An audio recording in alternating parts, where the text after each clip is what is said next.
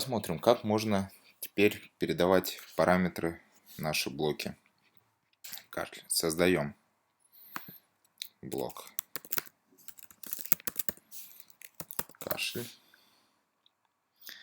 Дальше открываем параметры.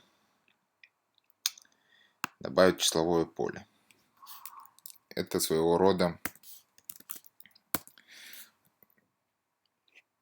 функции, мы передаем параметр, которые дальше будут использоваться в этом блоке. Назовем этот параметр n. Окей. Вот у нас есть блок кашель. Дальше повторить.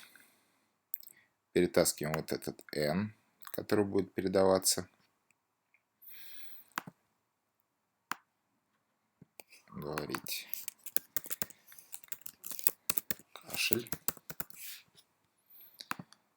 Ждать 1 секунду. Здесь тоже 1 секунду. Теперь, когда мы будем использовать вот этот блок кашель, мы сможем передавать туда любое число.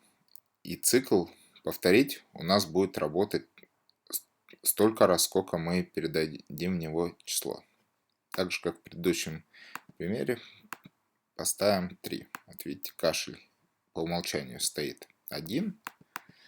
Поставим 3. То есть мы передаем параметр 3, который попадает сюда, в n. Дальше n у нас равно 3. Соответственно, кашель повторится 3 раза.